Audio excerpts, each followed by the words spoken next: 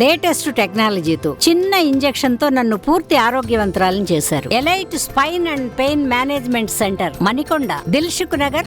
Andhra Pradesh Congress committee మాజీ అధ్యక్షులు, మాజీ మంత్రి, సీనియర్ కాంగ్రెస్ నేత రఘువీరారెడ్డి మనతో ఉన్నారు. ఏపీ రాజకీయ పరిస్థితులపై ఆయనతో మాట్లాడతాం. రఘువీరారెడ్డి గారు నమస్తే. నమస్కారం చంద్రమౌళి గారు.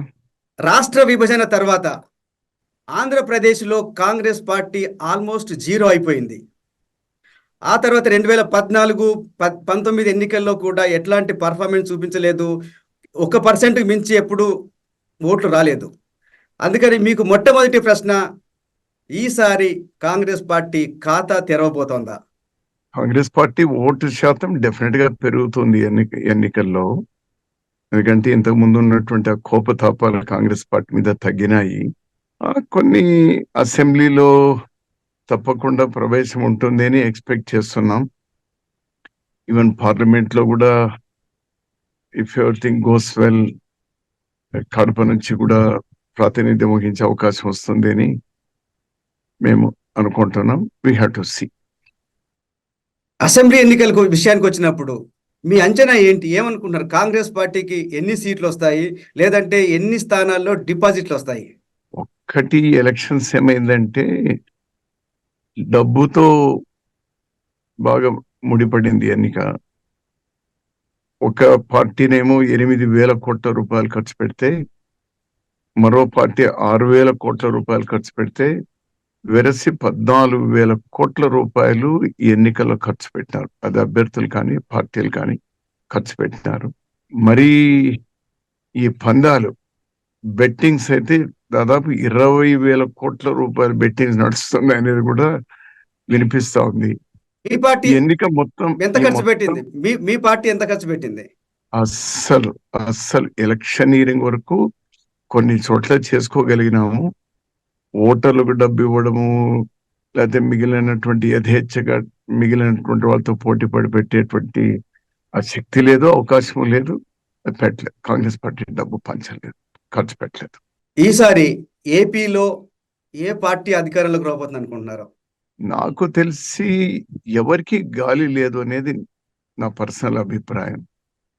ఎవరికి వాళ్ళు మాకు 150, మాకు 150, 180, లేకపోతే 130, 150 చెప్పుకుంటున్నారు. కానీ నాకు తెలిసి 2009 రిపీట్ అవుతుందేమో అని అనిపిస్తుంది.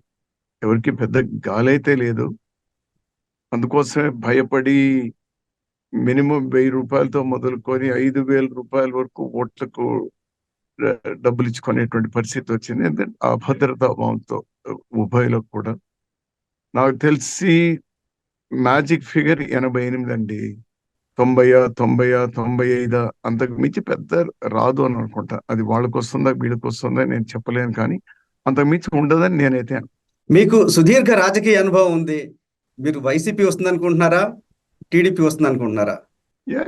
అందుకోసం it's a very close fight. ఇప్పుడు వన్ సైడ్ ఉండింటే చెప్పడం సులభం, కానీ ఆ విధంగా లేరు. ఓటర్లు కూడా ఆ విధంగా బయటపడి చెప్పేటువంటి పరిస్థితి లేదు. ఎందుకంటే బలవంతాన ఇళ్ళకి వెళ్ళి డబ్బులు కుమ్మరించి వచ్చినారు. ఓటర్లు కూడా బయట చెప్పలేని పరిస్థితి. పలానా వానికి వేసినాను, వేయలేదంటే వానికి ఎక్కడ గొడవ వస్తుందో అనేటువంటి కూడా భయపడుతున్నారు. They are not opening up. వాళ్ళు ఓపెన్ అవడం లేదు. నాకు తెలిసి with my limited experience of దాదాపు 30-40 సంవత్సరాలుగా చూస్తాను, ఎన్నికల్లో చూస్తా ఉంటే ఇది గాలి లేదు. 2009 రిపోర్ట్ అవుతుంది. 2009 అసెంబ్లీలో ఆ రోజు మాకు 7 ఎమ్మెల్యేలు ఎక్కువ వచ్చినాయి. అయితే అంతకుమించి రాలే మాకు. ఇప్పుడు కూడా అటు రూలింగ్ పార్టీకి వచ్చినా కూటమికి వచ్చినా 95కు మించి రావేమో అని అనిపిస్తుంది. At the most maximum it may go to 100. అది కూడా కష్టమే, బరువుతో కూడుకున్నటువంటి. కూడా ఎమ్మెల్యేలకు ఎంపీలకు మార్జిన్స్ కూడా చాలా తగ్గిపోతాయి బ్రదర్ ఈసారి. గతంలో మాదిరి ఏదో 30,000, 40,000 అంత సీన్ ఉండదు. 100 మంది 10,000 లోపలే ఉంటుంది. 10,000 ఏమో 5-6,000, 10,000 లోపలే ఉంటాయి మార్జిన్స్ కూడా. అంత క్లోజ్ గా ఉంది ఫైట్ అయితే మాత్రం. కానీ it's a close fight, it's a tight fight. కానీ వైసీపీ చెప్తుంది మాకు 157కు మించి వస్తాయని చెప్తుంది. అట్లాగే టీడీపీ కూడా మాకు 150, 130 నుంచి 150 అని చెప్తుంది. మీరేమంటారు? అది పోటీలు పడి వాళ్ళ క్యాడర్నో లేదా వాళ్ళ పార్టీనో లేకపోతే వాళ్ళకి ఫండింగ్ ఇచ్చినటువంటి వాళ్ళనో లేకపోతే ఇంకేదైనా ఫండింగ్ ఇంకా ఇవ్వాల్సినటువంటి వాళ్ళు ఎవరైనా రావాల్సినటువంటివేనో అటువంటి దృష్టిలో పెట్టుకొని చెప్తున్నారు. కానీ వాళ్ళకు కూడా వాస్తవాలు తెలిసి ఉంటాయి. అంత వన్ సైడ్ ఉండదు అనేటువంటి నా నా పర్సనల్ అభిప్రాయం అండి. ఇట్స్ మై పర్సనల్ అభిప్రాయం. అంత లేదు.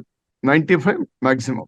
వాళ్ళు ఎందుకు Okay. చెప్పుకుంటున్నారంటే పోటీలు పడి ఒకటి, ఇంకా ఇతర కారణాలతో ఆర్థిక లావాదేవీలు కానీ లేకపోతే పొలిటికల్ వాళ్ళు రక్షించుకోవడానికి చేసేటువంటి ప్రయత్నాలు ఉంటాయి తప్పితే నాట్ అదర్వైజ్.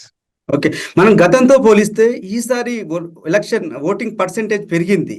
మనం హైదరాబాద్ నుంచి కావచ్చు, చెన్నై నుంచి, బెంగళూరు నుంచి కూడా చాలా మంది బస్సులు వేసుకొని వచ్చి మరీ ఓటేశారు. ఏంటి ఈ ట్రెండ్ దేనికి సూచన అంటారు? Nothing knew about that. ప్రతి ఎలక్షన్ లో కూడా ఇది పెరుగుతానే ఉంది. అందులో ఈసారి ఈ పోస్టల్ బ్యాలెట్స్ బాగా ఉపయోగించుకున్నారు.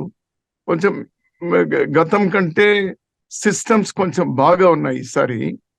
అండ్ ఈ 80 ఏళ్లకు మించినటువంటి వాళ్ళతో కూడా అండ్ వికలాంగులకు కూడా ముందే ఓట్లు వేయించుకోవడం అనేది కూడా కొంత ఉపయోగపడింది. అండ్ ఆ రోజు క్లైమేట్ కూడా బాగా ఉండింది. అంత ఎండలు కూడా ఎక్కువ లేకుండా క్లైమేట్ కూడా బాగా ఉండింది. ఎవ్రీ ఇయర్ మీరు చూసుకున్నట్టయితే ఈ ఓటింగ్ పర్సెంటేజ్ పెరుగుతా ఉంది. అందులో ఎలక్షన్ కమిషన్ ఈసారి 2 పార్టీలు పోటీలు పడి వాళ్ళ మీద వీళ్ళు దుమ్మెత్తి పోసుకోవడంతో బోగస్ ఓట్లు కానీ లేకపోతే చనిపోయినటువంటి ఓట్లు కానీ చాలా లేకుండా పోయినాయి. కొంచెం చెప్పాలంటే ఓటర్ లిస్ట్ కొంచెం పర్ఫెక్షన్ కు దగ్గరలో ఉంది అనేటువంటి నా అభిప్రాయం.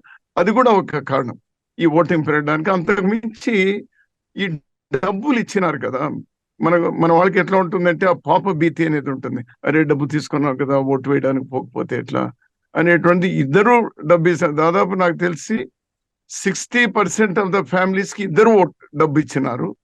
ఇంకా మిగిలినటువంటి ఒక 20% కొంతమంది ఇస్తే ఎవరైతే జెండాలు కట్టుకొని తిరుగుతూ ఉంటారో అటువంటి వాళ్ళకి ఇచ్చి ఉంటారు. ఒక 10-20% ఇళ్ళకి ఇచ్చి ఉండరు. అది కూడా ఈ కారణాలన్నిటితో కూడా బాగా మన ఓటింగ్ శాతం పెరిగింది అని నేను అనుకుంటున్నాను.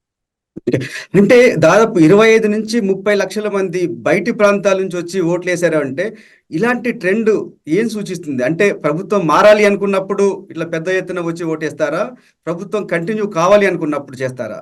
మీ అంచనా ఏంటి? రెండూ ఉంటాయి. ఆ ఊళ్ళలో ఉన్నటువంటి పట్టుదల ఏదైతే ఉంటాయో వాళ్ళ ఫ్యామిలీస్ నుంచి, వాళ్ళ గ్రూపుల నుంచి వాళ్ళ మీద వచ్చేటువంటి ఒత్తిడి ఇది కానీ, లేదా అవేర్నెస్ కూడా, అవేర్నెస్ మా ఓటు వాడుకోవాలి అనేటువంటి అవేర్నెస్ కూడా ఏదైతే. ఇంకోటి కూడా ఏమైందంటే ఓట్ల పండుగ అని ఒక ఊతపదంగా మాట్లాడుతున్నారు కానీ యాక్చువల్గా పల్లెల్లో ఈ పండుగలు పబ్బాలు ఈ జాతరలు కలిసినట్టు ఈ ఎలక్షన్స్ అప్పుడు కూడా అందరూ కలుసుకునేటువంటి ఒక అవకాశం కూడా. ఎందుకంటే ఈ చదువుకున్న యువకులందరూ కూడా బయట వెళ్ళిపోతున్నారు కదా, ఒక ఆపర్చునిటీగా వాళ్ళు వచ్చి పార్టిసిపేట్ చేయడం అనేటువంటి కూడా దీంతో ఇట్స్ ఎ గుడ్ సైన్. మనకు రాష్ట్రంలో చూస్తే జగన్ ప్రభుత్వం సంక్షేమానికి పెద్దపీట వేసినట్టుగా అందరు చెప్తున్నారు. అట్లాగే సంక్షేమం వల్ల అభివృద్ధి ఆగిపోయింది, నేను వస్తే అభివృద్ధి చేస్తానని చెప్పేసి టీడీపీ కూటమి చెప్తూ వస్తుంది. ఏమనుకుంటున్నారు రఘువీరెడ్డి గారు? మీరు సంక్షేమానికి ఓట్లు పడతాయా, అభివృద్ధి వైపు ప్రజలు మొగ్గు చూపుతారా? చూడాలి. ఈ ఎలక్షన్స్ ఇట్స్ రియలీ ఒక పరీక్ష, ఈ రాష్ట్రానికి ఒక పరీక్ష. సంక్షేమ పథకాలు అనేటువంటివి ఇప్పుడే కాదు, మేము ప్రభుత్వంలో ఉన్నప్పుడు కూడా, రాజశేఖర రెడ్డి గారు ముఖ్యమంత్రిగా మేము ఉన్నప్పుడు కూడా సంక్షేమ పథకాలు పార్టీల రహితంగా అందరికీ చేర్చేటువంటి ప్రయత్నం చేరుతున్నాయి.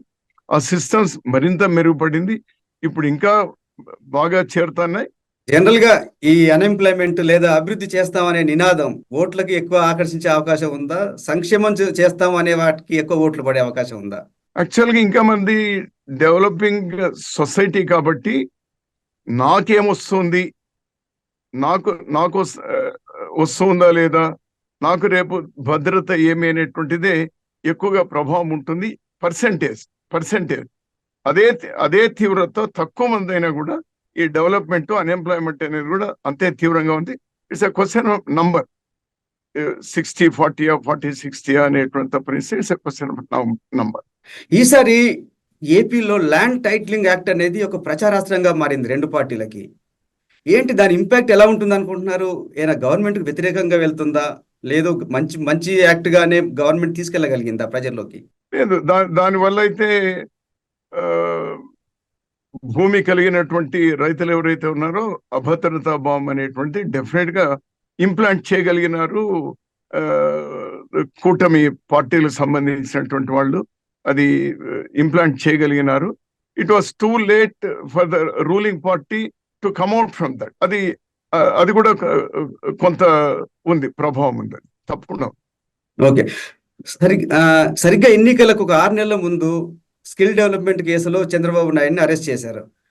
దానివల్ల టీడీపీకి ఏమైనా సానుభూతి పెరిగి ఓట్ల శాతం పెరిగి విజయ అవకాశాలు పెరిగే అవకాశం ఏమైనా కనిపిస్తుందా మీకు? అది నాకు తెలిసి బీజేపీ ప్రమేయం లేకుండా, బీజేపీ అనుమతి లేకుండా, నేను అవాళే చెప్పినాను, నేను చంద్రబాబు నాయుడు గారు అరెస్ట్ అయిన రోజే చెప్పినాను, వాళ్ళ అనుమతి వాళ్ళ ఇది లేకుండా జరిగి ఉండదు, జరగదు కూడా.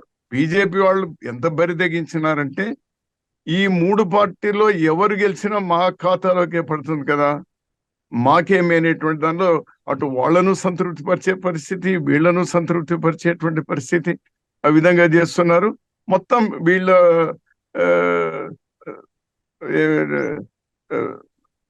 వీళ్ళ దగ్గర ఉన్నటువంటి రాజకీయమైనటువంటి అస్త్రాలంతా బీజేపీకు పణంగా పెట్టేశారు, రాష్ట్రాన్ని పణంగా పెట్టినారు. మీరేమో బీజేపీ అనుమతితోనే, బీజేపీ ప్రోద్బలంతోనే చంద్రబాబును అరెస్ట్ చేశారని మీరు అన్నారు. కానీ అదే చంద్రబాబు బీజేపీ కలిసి పోటీ చేశాయి కదా, దీన్ని ఎట్లా చూస్తారు?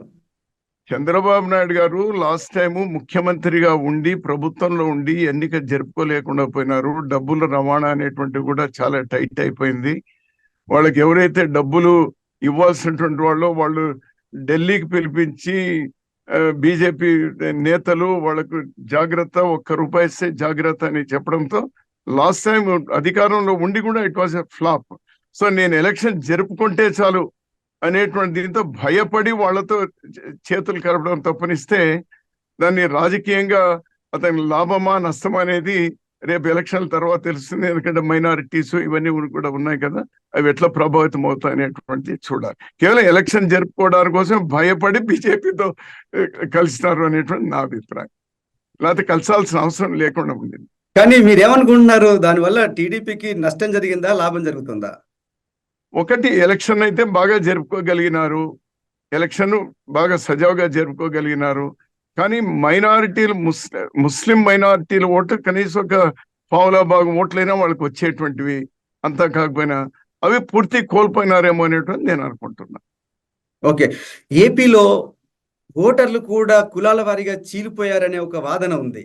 ముఖ్యంగా టీడీపీ కూటమికి వచ్చేటప్పటికి కమ్మ, కాపు, బీసీ ఓట్లు పడుతున్నాయి, అండ్ మైనారిటీ, రెడ్డి ఓట్లన్నీ వైసీపీకి పడ్డాయి అనేది ఒక అంచనా.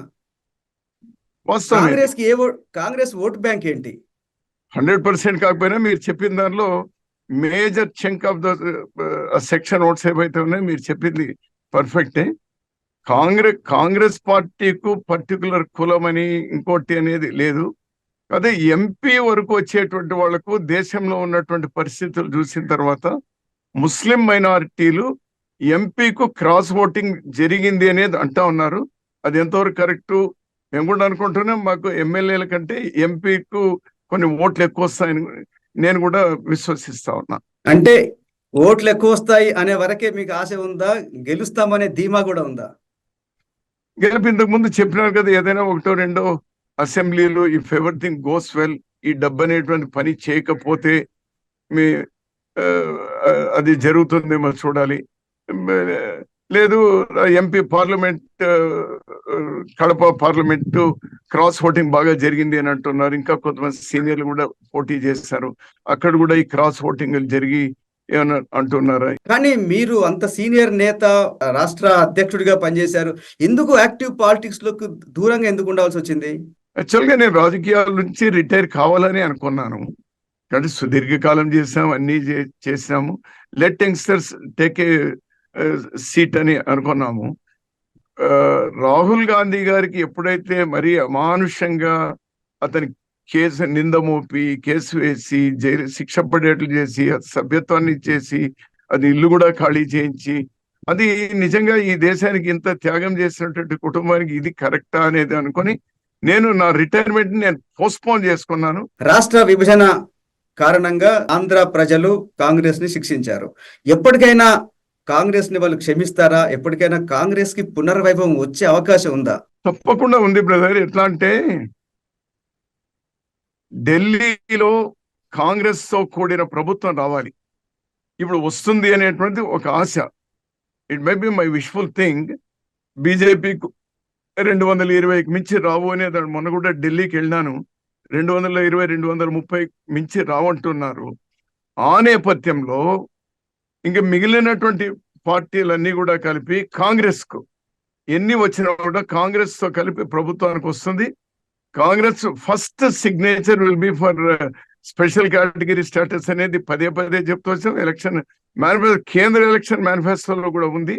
అది వచ్చిన తర్వాత ఒక్కసారి కేంద్రం నుంచి ఇక్కడ రాష్ట్ర విభజన ద్వారా స్టేట్ కి ఏ విధంగా మేలు జరిగింది, పోలవరం ప్రాజెక్ట్ పూర్తి చేసి నిలువన్నీ చేసిన తర్వాత తప్పకుండా కాంగ్రెస్ ఇక్కడ స్టార్ట్ అవుతుంది అనేది, ఓట్ బ్యాంక్ పెరుగుతుంది అనేటువంటిది నాకు సంపూర్ణమైనటువంటి విశ్వాసం ఉంది. ఓకే, రాష్ట్రంలో వైఎస్ రాజశేఖర రెడ్డి గారి అబ్బాయి జగన్ సీఎం గా ఉన్నారు. కాంగ్రెస్ వ్యూహాత్మకంగా రాజశేఖర రెడ్డి గారి కూతుర్ని ఒక అస్త్రంగా వాడుకుందా? అది కరెక్ట్ కాదు. బెటర్ లేట్ దాన్ నెవర్ అంటారు కాంగ్రెస్ కుటుంబం వాళ్ళది.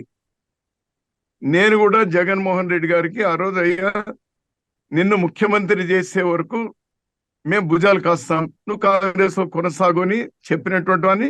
జగన్మోహన్ రెడ్డి ముఖ్యమంత్రి కావాలని మొట్టమొదటి ఈ రాష్ట్రంలో చెప్పినటువంటి వాడిని నేనే. ఆమె రావడం అనేది కూడా ఏం చెప్పొచ్చింది, రాహుల్ గాంధీ గారిని ప్రధాని చేయాలి అనేటువంటి మా నాన్నగారి ఆ కళ అట్లనే నిలిచిపోయింది. అందులో ఈ రాష్ట్రానికి ప్రత్యేక హోదా ఇవ్వడంలో 10 ఏళ్లలో కేంద్ర ప్రభుత్వం మోసం చేసింది. అవి సాధన కోసం అని అన్నారు. It's a good thing. దానివల్ల మంచి జరుగుతుంది అని అనుకున్నాం. చూద్దాం వాట్ హ్యాపెన్స్. కాంగ్రెస్ పార్టీ సిద్ధాంతాలను, మేనిఫెస్టోను పక్కన పెట్టేసి వ్యక్తిగత విషయాలు, కుటుంబ విషయాలకి ఎక్కువ ఇంపార్టెన్స్ ఇచ్చారు. ఎందువల్ల? ఒకటి, బయట రాష్ట్రంలో ఆమె తిరిగినప్పుడు అది ఎక్కువ మాట్లాడలేదు, కానీ ఎక్కువ ఆమె ఒక 10-15 రోజులు ఆమె ఎంపీగా పోటీ చేస్తున్న నియోజకవర్గంలో మాట్లాడుతూ ఉన్నప్పుడు న్యాచురల్ గా ఎవరైతే పార్టీ ప్రెసిడెంట్ గా ఉంటారో వాళ్ళ వాయిస్ ఎక్కువగా ఉంటుంది. సో ఆమె అక్కడ ఉన్నప్పుడు రోజు అది మాట్లాడింది కాబట్టి అందులో ఆమె డాక్టర్ సునీత కూడా తోడయ్యి అదే మాట్లాడుతూ వచ్చినారు కాబట్టి అదే ఒక అజెండాగా వచ్చింది. అదర్వైజ్ నేను 2 సార్లు స్టేట్ అంతా కూడా ఆమెతో కలిసి తిరిగినాను నేను, ఎందుకంటే ఆమెకు అందరినీ పరిచయం చేయాలన్నప్పుడు. అప్పుడు స్టేట్ ఇష్యూస్ వచ్చినాయి. ఇటు కడప పోయిన తర్వాత అదే ఎక్కువ ప్రభావితమైంది. నేచురల్ గా అందరి దానిలో ఏమన్నా ఇదేనా అజెండా, ఇంకేమీ లేదా కాంగ్రెస్ కొనేది వచ్చింది.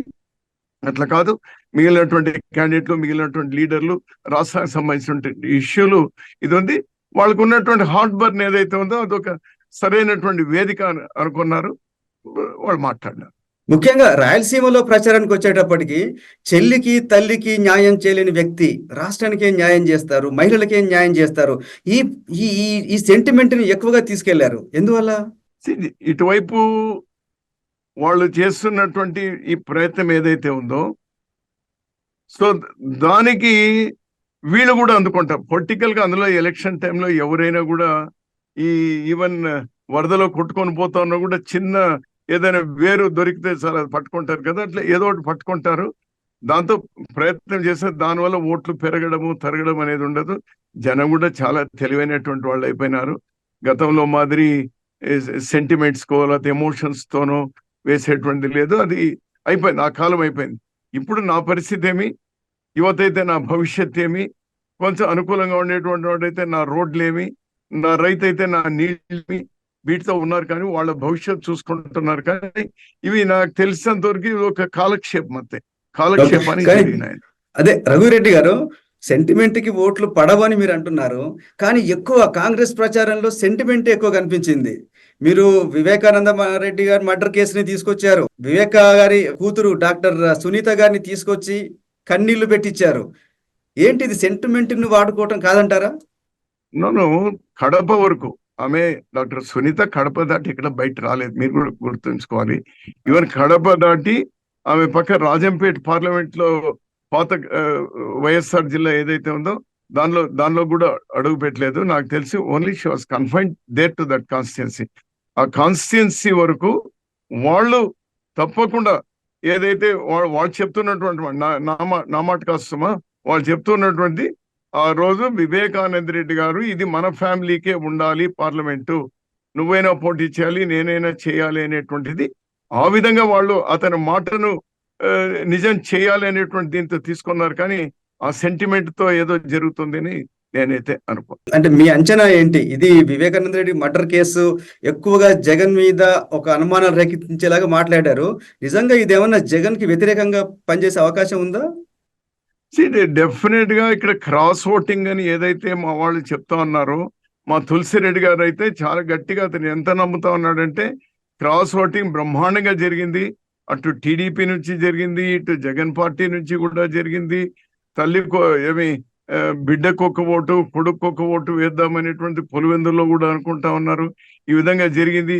ఇది గెలుపు వరకు వెళ్ళేటువంటి ఆస్కారం కూడా ఉంది అని చెప్పేసి మన తులసిరెడ్డి గారు నాతో 2-3 సందర్భాల్లో చెప్పినారు. అంటే ఒక కడప వరకు ఒకటే కాకుండా రఘువీరెడ్డి గారు, ఓవరాల్ గా రాష్ట్రం మొత్తంలో ఓటింగ్ మీద దీని ప్రభావం ఉండే అవకాశం ఉందా? కొన్ని పాకెట్స్ లో, కొన్ని ఫ్యామిలీస్ లో, కొన్ని సెక్షన్స్ లో ఉండొచ్చు. కానీ గెలుపు ఓటముల్ని డిసైడ్ చేసేంత ప్రభావం అది ఉంటుంది నేనైతే అనుకోవడం లేదు. ఎందుకంటే దేర్ ఆర్ అదర్ థింగ్స్ ఈ ఎలక్షన్స్, అదర్ థింగ్స్. మనకు ఏపీలో ప్రముఖంగా కనిపించింది రాజధాని ఇష్యూ. ఇప్పటిదాకా 10 ఏళ్ళైనా ఒక స్థిరమైన రాజధాని అనేది లేదు. ఒకవైపు టీడీపీ అమరావతి రాజధాని అంటుంది, వైసీపీ 3 రాజధానులు అంటుంది. ఈ ఎఫెక్ట్ ఎలా ఉంటుంది అన్నారు? ప్రజలు 3 రాజధానులకు ఓటేసే అవకాశం ఉందా, లేదంటే అమరావతికే ఓటేసే అవకాశం ఉందా?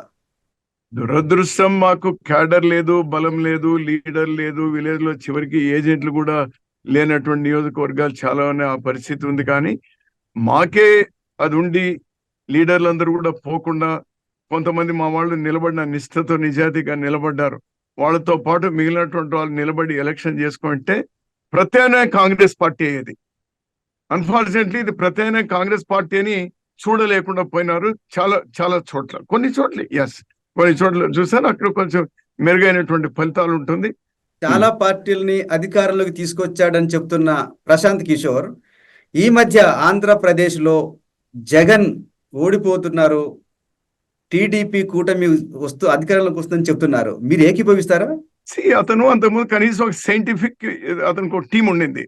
అతనే కాంట్రడిక్టరీగా చెప్తున్నాడు, నేను సర్వేలు చేయడం లేదు, ఐపాక్ నాకు సంబంధం లేదు, లేకపోతే ఇంకా నేను అది వదిలేసుకున్నాను, నేను కూడా ఒక పొలిటికల్ పార్టీ పెట్టుకొని బీహార్లో చేస్తున్నాను, ఆంధ్రప్రదేశ్లో ఉన్నటువంటి విషయాలు నాకు తెలియదు ఓ పక్క అంటూనే, మరో పక్క వీళ్ళు గెలుస్తారు వీళ్ళు ఓడిపోతారు అనేటువంటి జడ్జిమెంట్ ఇవ్వడం ఏదైతే ఉందో హీ షుడ్ దానికి ఒక ప్రాతిపదిక కూడా చెప్పాలి కదా. అందులో ఒక క్రెడిబిలిటీ సంపాదించుకున్నాడు అతను. ఆల్ సెడ్ అండ్ డన్ అతనికి ఉన్నటువంటి బ్రెయిన్ కానీ, లేకపోతే చేతగానటువంటి పొలిటికల్ పార్టీస్ ఈ రాష్ట్రంలో దేశంలో తయారు కావడం కానీ, అతనికి ఒక అవకాశం వచ్చింది. He has proved himself. అతను కూడా ఒక ప్రాతిపదిక చెప్పాల్సింది. ఎస్, వీళ్ళు ఎందుకు గెలుస్తున్నారు, వీళ్ళెందుకు ఊరికే జనరల్ గా ఇప్పుడు మీరు మాట్లాడుకుంటున్నాం, ఇదో ఈ కారణాలతో అభివృద్ధి అనేటువంటి డామినేట్ అయింది కాబట్టి వీళ్ళు గెలవచ్చు, లేదా ఆయన చెప్తున్నారు వైఎస్ జగన్ ఒక ప్రొవైడర్ గా మారారు, నేను రాజుని, నేను ఇస్తున్నాను తీసుకోండి అనే టైప్ లో మారారు, అభివృద్ధిని వదిలేశారు, ప్రజలు విసిగిపోయి ఉన్నారు కాబట్టి అక్కడ ఆయన ఘోరంగా ఓడిపోవటం ఖాయమని ఆయన స్పష్టంగా చెప్తున్నారు. దాంట్లో మీకేమైనా క్రెడిబిలిటీ కనిపిస్తుందా? నేను చెప్తున్నా కదా, జగన్ ఎముకలు దండేసుకున్నాడు, మాంసం తిని ఎముకలు దండేసుకున్నాడు. ఇంకా అవతల పార్టీ కూటమి కూడా ఏమంటున్నారు, నిన్న మొన్నటి వరకు అసలు ఎక్కడవుతుంది ఇవన్నీ ఇవ్వడానికి కాదని చెప్పి ఈ రోజు 4,000 రూపాయలు ఇస్తున్నాం, ఇంకోటి ఇస్తున్నాం అనేది చెప్తూ ఉంటే they are also becoming providers కదా. వాళ్ళు ప్రొవైడర్సే, వీళ్ళు ప్రొవైడర్స్ ఎందుకైనారు? ఇదో ఇలాంటి ఈ స్ట్రాటజిస్టులు పుణ్యాన వీళ్ళందరూ కూడా ప్రొవైడర్స్ అవుతున్నారు. అది ఇచ్చేస్తే అయిపోతుంది, అబ్బా మాకు అయిపోయింది, ఈ బటన్ నొక్కినాను ఇంకా రిలాక్స్ కావచ్చు, మళ్ళీ నెక్స్ట్ బటన్ నొక్కే వరకు అనేటువంటి తప్పనిస్తే వాటి గవర్నెన్స్ అంటే ఎస్, సంక్షేమ పథకాలు ప్రజలకు బాగా అందుబాటులోకి రావడము చేరడం అనేటువంటి దాంట్లో నో డౌట్ అబౌట్ దట్. పేదవాళ్ళకి అందుబాటులో ఉండడం అనేది. At the same time Congress party ఎప్పుడు కూడా ఈ రెండింటికి సమన్వయం, సంక్షేమము అభివృద్ధి అనేటువంటిది ఆ విధంగా చేసుకోకపోతే ఈ రోజు ప్రపంచంలో ధీటుగా ఈ దేశాన్ని ఇంత డెవలప్ చేయగలిగే వాళ్ళం అంటే ఆ బ్యాలెన్స్ మేము ఆ మీకు ప్రాజెక్టు కనిపిస్తుందా చేయకుండా- రఘువీరెడ్డి గారు? ఆ బ్యాలెన్స్ మీకు ఏపీలో కనిపిస్తోందా? సంక్షేమం అస్సలు లేదు. It is totally derailed. It is totally derailed. ఈ 10 ఏళ్లలో టోటల్ గా డీరైల్ అయిపోయింది. ఇంకా ఇప్పుడు నేను చెప్తున్నా కదా, అందుకోసం నేను కాంగ్రెస్ ఢిల్లీలో రావాలి అని. ఇప్పుడు వీళ్ళు ఎవరి గవర్నమెంట్ వస్తారు అనేటువంటిది పెద్ద అది ఇష్యూనే కాదు అంటాను నేను. ఎవరు వచ్చినా కూడా నరకమే. వాళ్ళకే కాదు, రాష్ట్ర ప్రజలు, రాష్ట్రం నలిగిపోతుంది. వీళ్ళు ఎవరు వచ్చినా కూడా ఫరక్ లేదు బ్రదర్. ఢిల్లీలో మాత్రం ఇండియా కూటమి వస్తేనే ఇక్కడ ఏ ప్రభుత్వమైనా కూడా అటు డెవలప్మెంట్ ఇటు సంక్షేమము రెండు బ్యాలెన్స్ చేయడానికి ఆస్కారం ఉంటుంది. ఏ ఒక్క సంక్షేమం ఆగకుండా అభివృద్ధి కూడా పరుగులు పెట్టడానికి అవకాశం ఉంటుంది. మళ్ళీ అక్కడ మోడీ వచ్చినారో క్లోజ్, చాప్టర్ ఇస్ క్లోజ్. కానీ ఇక్కడ టీడీపీ కూటమి మేము సంక్షేమంతో పాటు అభివృద్ధి కూడా చేస్తాము, పరిశ్రమలు తీసుకొస్తాము, ఉద్యోగాలు ఇస్తామని చెప్తున్నారు. మీకు నమ్మకం లేదా? నమ్మకం వాళ్ళే లేకుండా చేసుకున్నారు. ఎందుకంటున్నానంటే నిన్న మొన్నటి వరకు ఎలక్షన్ గంట కొట్టే వరకు వాళ్ళు ఏమంటూ వచ్చినారు, ఇది ఈ సంక్షేమం ఇది ఎట్లా వస్తున్నారు, బట్టలు నొక్కడి మీదతోనే అయిపోతుందా, లేదా అతను సర్వీస్ ప్రొవైడర్ అనే పేరు పెట్టినాడు, లేకపోతే వీళ్ళు వచ్చేసి ముఖ్యమంత్రి అనేవాడు ఊరికే పంపకాలకైనా ఇంకేమీ లేదా అనేటువంటి దాంతో. ఢిల్లీలో కాంగ్రెస్ కానీ ఇండియా బ్లాక్ వస్తే ఆంధ్రప్రదేశ్ కు మేలు జరుగుతుందని మీరు అనుకుంటున్నారా? మేలు జరగడానికి మొత్తం మా ప్రాణాలు పణంగా అయినా పెడతాం మేము. ఇక్కడ ఏ గవర్నమెంట్ వచ్చినా కూడా వీరు కోఆపరేట్. అపోజిషన్ కూడా ఎవరు వచ్చినా కూడా వాళ్ళు కోఆపరేట్ చేయాలి. Now or never. ఈ అప్పుల ఊపిరి నుంచి బయటపడాలి. ఈ సంక్షేమాలు కంటిన్యూ కావాలి. సంక్షేమం ఏది తీసేయడానికి వీలు లేనిది ఉండాలి. At the same time development కు సెంట్రల్ గవర్నమెంట్ నుంచి ఎంత డబ్బులు రావాలండి మనకు? ఆ డబ్బులంతా వస్తే డెఫినెట్ గా యథేచ్ఛగా ఈరోజు తెలంగాణతో పోటీ పడి మనం చేసుకోవచ్చు కదా. ఈరోజు మనం ఎందుకు చేసుకోలేకుండా పోతా ఉన్నాము? ఆ రోజు అవన్నీ ఎందుకు పెట్టవలసి వచ్చింది? అవన్నీ కూడా పార్లమెంట్ లో హామీలు కావచ్చు, లేకపోతే చట్ట రూపేణా కావచ్చు, వాట్ ఎవర్ ఇట్ ఈస్. ఎందుకు కాదు? ప్రతి ఒక్కరు ఎలక్షన్ అప్పుడు మాత్రం ప్రత్యేక ఈసారి అయితే మరీ దుర్మార్గం. నాకు చాలా బాధ వేసేది, ఆ 3 పార్టీలు ప్రత్యేక హోదా గురించి ఊసేత్తలేదు కదండి బాబోయ్. అస్సలు ఎత్తరా వాళ్ళు. ఇంకా అవసరం లేదైనా, లేకపోతే ఎట్లా ఉంటుంది రాష్ట్రము? ఇంపాసిబుల్. మీ కోరిక, మీ ఆశ బాగుంది, కానీ కేంద్రంలో కాంగ్రెస్ పార్టీ అధికారంలోకి వచ్చే అవకాశం ఉందా? ఎందుకంటే ఇప్పుడు బీజేపీ చెప్తోంది అబ్కీ బార్ 400 పార్ అని, 400 సీట్లు తీసుకొస్తాము మాకు వస్తున్నాయని చెప్పేసి. మీ కాంగ్రెస్ కానీ ఇండియా బ్లాక్ కానీ అధికారంలోకి వచ్చే అవకాశం ఉందా?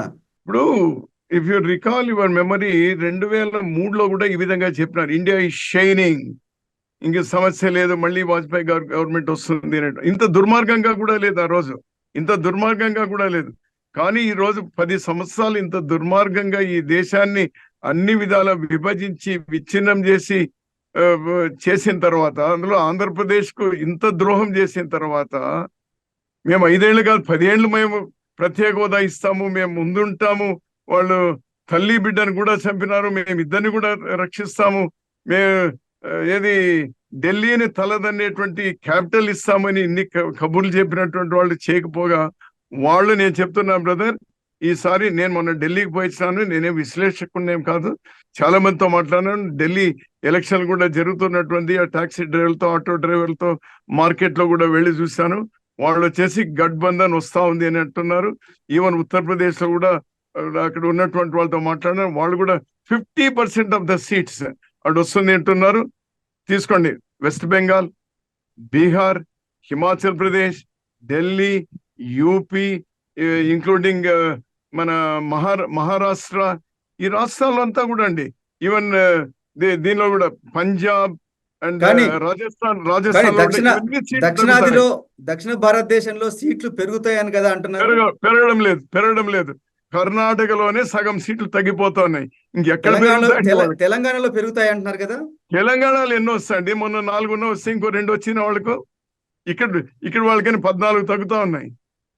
ఆంధ్రప్రదేశ్ లో ఇంకో 3 ఉన్నాయి. ఆంధ్రప్రదేశ్ ఏదన్నా ఒకటే కదా, వాళ్ళైనా వీళ్ళైనా అంతా 25 వాళ్ళవే కదా యాజ్ ఆఫ్ టుడే.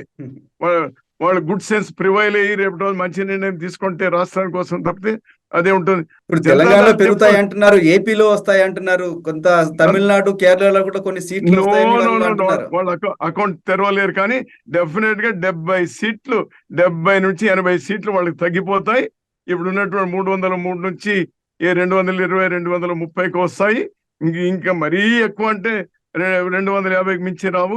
250 అంటే మిగిలినటువంటి వీళ్ళు సపోర్ట్ చేయబోతే ఉత్తర భారతంలో నాకు చెప్పండి 20 సీట్లు ఉన్నటువంటి పార్టీ ఒక్కటి చెప్పండి, నాకు ఎవరు లేరు, రారు. సో 220 230కి మించి రావు. కాంగ్రెస్ తో కూడుకున్నటువంటి ప్రభుత్వమే అక్కడ వస్తుంది. నాకు పూర్తి నమ్మకము విశ్వాసం. మనం ఢిల్లీకి పోయిన తర్వాత మరింత నాకు విశ్వాసం పెరిగింది అక్కడ మాట్లాడిన తర్వాత. మీకు హైదరాబాద్ తోను తెలంగాణతో చాలా అనుబంధం ఉంది, చాలా కాలం ఇక్కడ ఉన్నారు మీరు. ఇక్కడ ఏం జరగబోతుంది, ఇక్కడ ఏ పార్టీకి ఎన్ని సీట్లు వస్తాయని చెప్పి మీరు అనుకుంటున్నారు? అక్కడ నేను నా ఫ్రెండ్స్ తో మాట్లాడినటువంటిది, అక్కడ ఉన్నటువంటి మినిస్టర్స్ తో. నేను హైదరాబాద్ కూడా రాలే, కానీ ఊరికే ఫోన్లలో మాట్లాడి చేసినటువంటి కొంతమంది పార్టీలకు సంబంధం లేకుండా ఉన్నటువంటి వాళ్ళతో కూడా మాట్లాడితే అక్కడ మినిమం 10-12 సీట్లు గ్యారంటీ కాంగ్రెస్ కు వస్తాయని అంటున్నారు మా వాళ్ళు. ఓకే. బీజేపీకి 5 రావచ్చు అంటున్నారు. టిఆర్ఎస్ కు ఒకటేదో వచ్చే అవకాశం ఉంది అంటున్నారు. మెదక్ ఏదో, బికాజ్ అతను మన హరీష్ రావు కాన్స్టిట్యున్సీలో మళ్ళీ 80-90 వేల మెజారిటీ వస్తే అసెంబ్లీలో అదొక అవకాశం ఉంది అంటున్నారు. తర్వాత సరే ఎంఐఎంకి ఎట్లు ఓల్డ్ సిటీ ఉండని. జూన్ 4వ తారీఖున ఫలితాలు రాబోతున్నాయి. అందరూ ఉత్కంఠగా ఎదురు చూస్తున్నారు. ఏదో ఒక పార్టీ గెలుస్తుందని అందరికీ తెలుసు. మీరు మీ అంచనా ఏంటి? ఏదో ఒక పార్టీ గురించి చెప్పమంటే ఎవరు గెలుస్తారని చెప్తారు? చెప్పడం ఇట్స్ వెరీ డిఫికల్ట్. ఎవరు గెలిచినా కూడా 5-6 సీట్ల కంటే ఎక్కువ మెజారిటీలు రావు. 95 సీట్స్ కంటే ఎక్కువ రావు అనేది అది ఎట్లా, నేనేం విశ్లేషకునేం కాదు, బట్ ఉన్నటువంటి మూడ్ అవుతాయి చూసి ఏ పార్టీకు గాలి లేదండి. ఏ పార్టీకు గాలి లేదు. ఓకే, ఎవరికి వాళ్ళు భుజకిరీటాలు పెట్టుకుంటున్నారు కానీ గాలి లేదు. చాలా దీనిగా స్టాటిక్ గా ఉంది ఈ ఎలక్షన్స్ లో. థ్యాంక్ యూ రఘువీరెడ్డి గారు. Thank you brother, thank you. మరిన్ని వీడియోస్ కోసం ఛానల్ ని సబ్స్క్రైబ్ చేయండి, లేటెస్ట్ అప్డేట్స్ కోసం వాట్సాప్ ఛానల్ ని ఫాలో చేయండి, అండ్ లింక్ డిస్క్రిప్షన్ లో ఉంది.